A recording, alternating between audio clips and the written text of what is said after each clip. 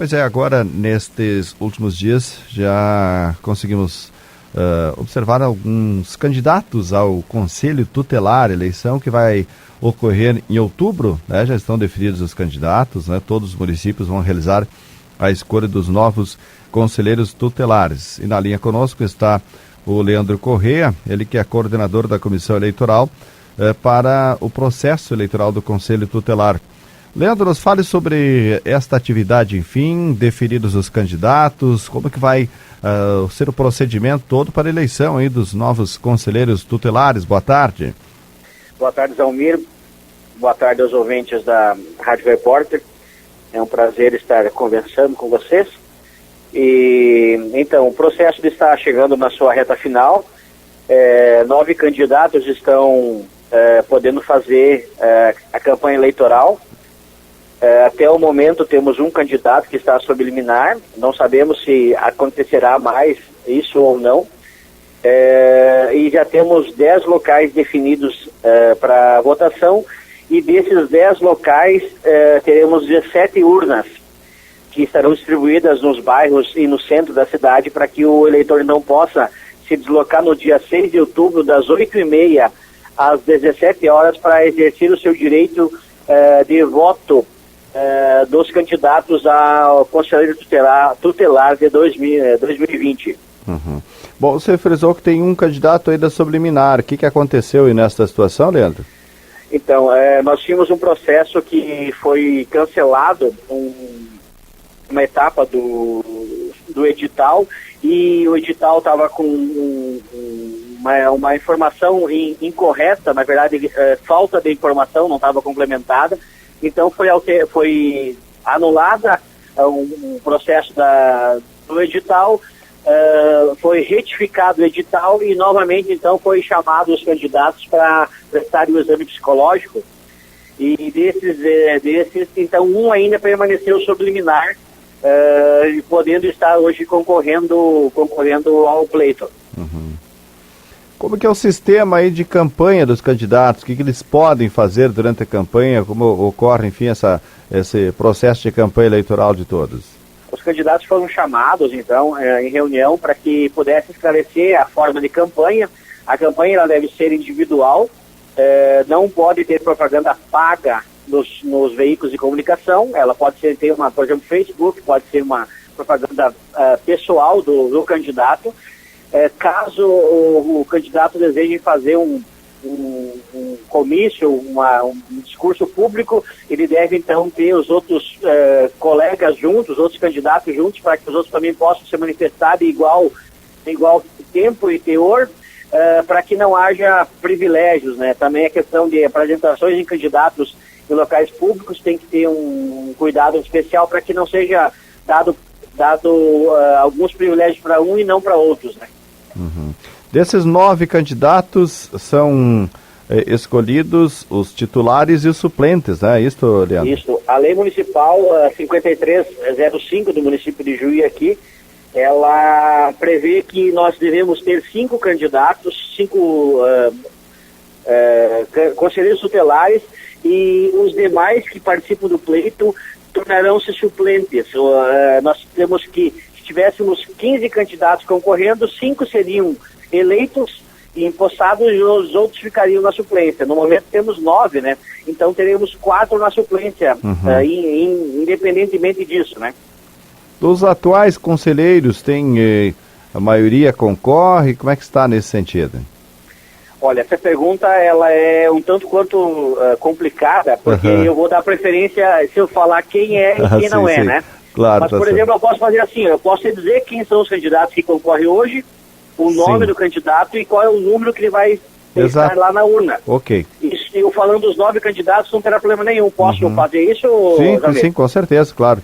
Então, eu vou explicar aqui também essa ordem que vou dizer, não é uma ordem de classificação, é uma ordem aleatória que eu anotei na minha agenda, então não entendam dessa forma, né?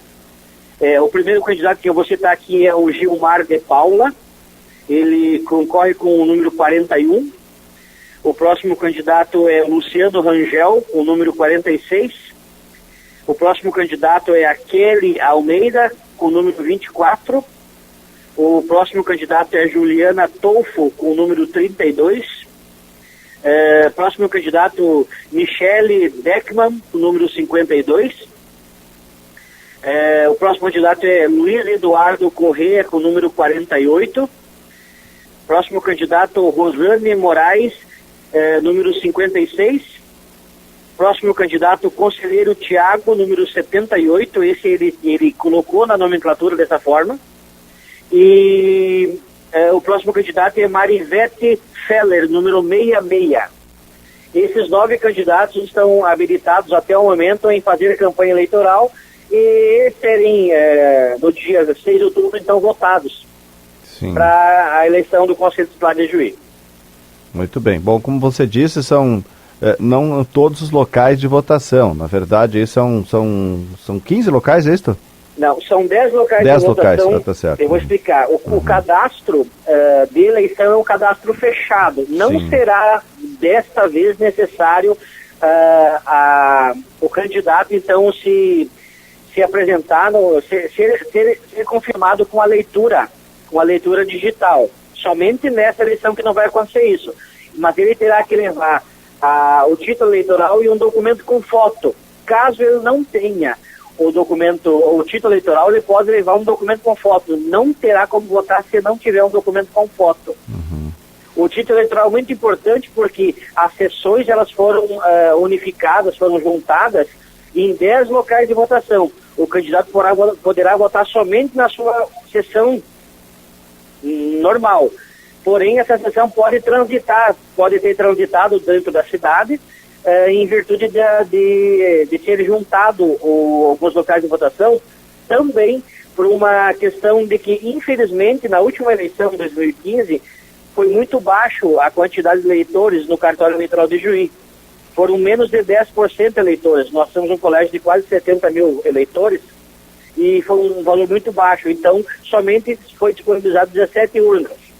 Se caso isso venha aumentar nessa eleição, certamente o cartório fará com que mais urnas estarão disponíveis, facilitando também a votação para o eleitor, né? Sim. Mesmo não sendo uma eleição obrigatória, é importante a todos os votantes comparecerem até pela importância que tem o conselheiro tutelar, né, Leandro? De fato, essa função ela é muito importante para a sociedade, ela é para a sociedade toda. O conselheiro tutelar ele tem como, por tarefa nobre, né, defender os direitos da criança e adolescente. Mas nesse meio ele também defende a família, ele também defende as escolas, porque ele faz um trabalho de complementação. Não tem o conselheiro como um rival, e sim como um parceiro. Claro. Ele vai estar sempre tentando proteger os menos protegidos e igualando-os às outras pessoas, para que todos tenham um direito. Porque quando se adquire um direito, também se adquire um dever, né? Em cumprir esse direito e outras coisas mais. Muito bem. Bom, os conselheiros eleitos assumem a partir de quando? Eles assumem a partir de 10 de janeiro de 2020. Que mandato de quanto tempo? De 4 anos. 4 anos de mandato, então.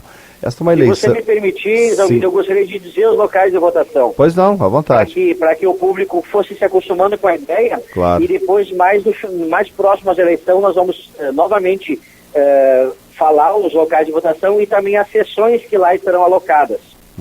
Mas teremos urna, então, no bairro Pinorama, a Escola João Goulart, no bairro Industrial, a Escola Dalva Almeida, no bairro Alvorada, a Deolinda Barafaldi. Teremos na Câmara dos Vereadores, no centro da cidade. Teremos no bairro Tiraju, na Escola Nossa Senhora da Penha. Teremos aqui no Tancredo Neves, na Escola Centenária. Teremos no bairro Boa Vista, na Escola Boa Vista. Teremos no bairro Assis Brasil, na Escola MEAB. Teremos no bairro Modelo, na escola, no Colégio Estadual Modelo. E também teremos no distrito de Santana, na Escola Santana. Esses são os 10 locais de votação, que em alguns terão 2 urnas, e inclusive na Câmara dos Vereadores serão 4 urnas, e por isso a quantidade de 17 urnas ao todo. Ok, bom, quer dizer que o eleitor, ele não precisa cuidar o número da sua sessão eleitoral no título, é isso? Não, ele deve, principalmente isso. Tá, mas como funciona nesse sentido, então? Nesses locais que você frisou, são 10 locais, e aí, por exemplo, o que vota lá numa sessão que não consta, como é que é o procedimento? Então, assim, ó, nós vamos publicar nos jornais e também cada sessão terá isso, né? Por exemplo, vou usar o exemplo, tem eleição na própria Escola João Goulart, tem urnas eleitorais lá. Sim. Lá estarão as da própria João Goulart e da Redondeza, ali estarão as outras urnas também. Ah, sim. Então a pessoa vai ter que prestar atenção no número da sua sessão e vai ver onde está a sua sessão. Então, bem. Mais próximo disso serão porque se eu falar hoje todas as 57 sessões aqui, as pessoas não vão guardar isso. Exato. Nós vamos ter que deixar para mais próximo, que a pessoa tenha consciência que ela precisa saber onde ela vota, para ver aonde foi redirecionada a sua sessão. Muito bem. Então, em outubro, dia 6 de outubro, domingo. Domingo, 6 de outubro. Das 8h30 às 17 horas. 8h30 às 17 horas, todos os eleitores convidados, né, para participar desse processo eleitoral, o processo eleitoral para a escolha, então, dos novos conselheiros tutelares. Então, é importante essa votação, mesmo não ser obrigatório, mas pela função, enfim, que desempenha o conselheiro tutelar, é importante que o maior número de pessoas, de eleitores, compareçam, né, Leandro? Perfeito. Será a comunidade de Juí, ela precisa também exercer o seu direito e dever de cidadão. Isso é cidadania. Tá certo. Obrigado, Leandro, então, por falar aí sobre as eleições. Estamos sempre à disposição. Mais próximo, com certeza, a gente vai falar muito mais, até para atualizar aí os eleitores, os locais que devem comparecer nesse processo eleitoral para a escolha dos conselheiros tutelares. Obrigado, uma boa tarde a você, Leandro. Perfeito, obrigado, Zalmiro, obrigado à Grande Rádio.